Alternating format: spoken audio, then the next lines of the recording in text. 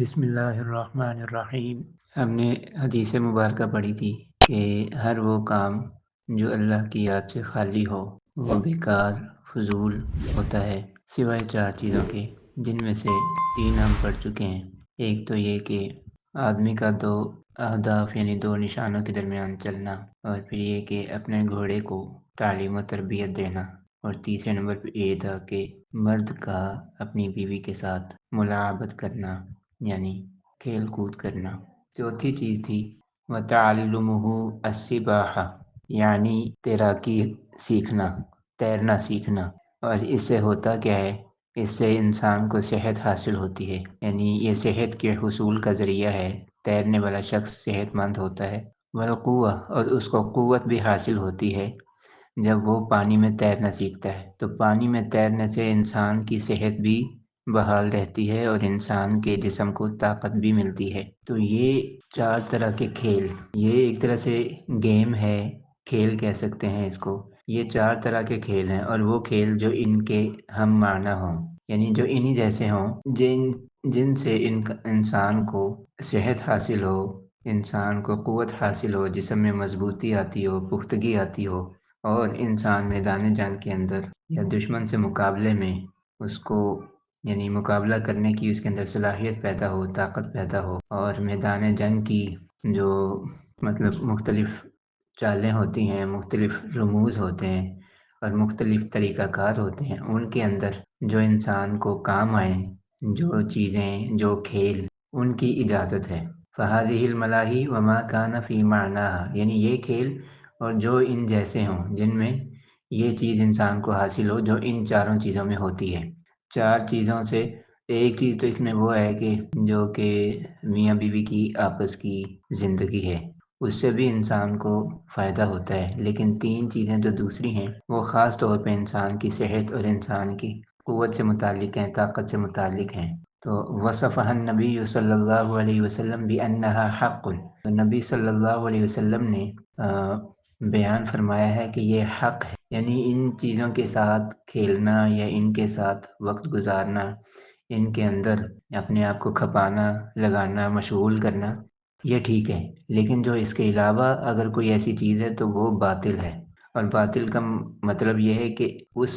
کام کے اندر، اس کھیل کے اندر کوئی خیر نہیں ہے اور کوئی نفع نہیں ہے۔ تو اس کا مطلب یہ ہے کہ لہو و لعب ہر اس چیز کو کہیں گے کہ جس میں جو اللہ کی یاد سے غافل کر دینے والی ہو، اور دوسرا اس میں نہ تو کوئی خیر ہو نہ اس میں کوئی فائدہ ہو، ایسی چیز کو لغو اور لہو کہا جا سکتا ہے، یعنی بیکار اور فضول۔ اچھا، یہ حدیث مبارکہ کے اندر ان 4 کاموں کی اجازت دی گئی ہے، اس کے علاوہ کسی چیز کی اجازت نہیں ہے۔ تو یہ بیسیکلی یہ حدیث جو ہے، حدیث مبارکہ، یہ لڑائی سے متعلق، جہاد سے متعلق، میدان جنگ سے متعلق جو علوم و فنون ہیں ان کو سیکھنے پر ابھارتی ہے کہ انسان حق کے لیے جو ہے نا وہ حق کا ساتھ دینے کے لیے ان چیزوں کو سیکھے، اور حق کے ساتھ ان چیزوں کو استعمال کرتے ہوئے اللہ کی راہ میں لڑے۔ اس چیز پر یہ ابھار رہی ہے۔ اور پھر ان کھیلوں کا اور ان ایکٹیویٹیز کا جائز ہونا، مباح ہونا، وہ اس وجہ سے ہے، یعنی یہ جو چیزیں ہیں یہ جائز اور مباح اس وقت ہوں گی انسان ان میں مشغول ہونے کی وجہ سے اللہ تعالیٰ کی طاعت اور فرما برداری میں باقی رہے۔ یعنی اگر انسان اللہ تعالیٰ کی اطاعت اور فرما برداری سے نکل جائے اور ان چیزوں میں حد درجے کی مشغولیت ہو جائے کہ اس کو نماز کے وقت کی بھی پرواہ نہ رہے، نماز قضا ہو جائے، یا کوئی دینی تقاضا تھا، ٹھیک ہے، کوئی گھریلو کوئی ضرورت تھی، کوئی ضروری کام تھا، وہ چیزیں بھی اگر انسان سے رہ جائیں اور انسان ان میں لگا رہے تو یہ بھی مناسب نہیں ہے۔ ہاں، ان میں اس درجے کی مشغولی ہو کہ جس میں کوئی دین کا کوئی کام جو اس کے ذمے ہو، ٹھیک ہے، جیسے نماز پڑھنا ہے یا اور کوئی ایسا کام ہے، تو وہ اس سے وہ غافل نہ ہونے پائے، یعنی اللہ تعالیٰ کی اطاعت اور فرما برداری میں برابر چلتا رہے۔ یہ نہ ہو کہ ان چیزوں میں لگنے کی وجہ سے وہ اللہ تعالیٰ کی اطاعت اور فرما برداری کو بھول جائے اور اللہ تعالیٰ کی نافرمانی کے اندر مبتلا ہو جائے، ایسا نہ ہو۔ تو ان کھیلوں کی اور ان چیزوں کی مشروعیت ہوگی، یعنی کہ یہ جائز ہوں گے اور مباح ہوں گے۔ اور دوسرا یہ کہ اگر اس میں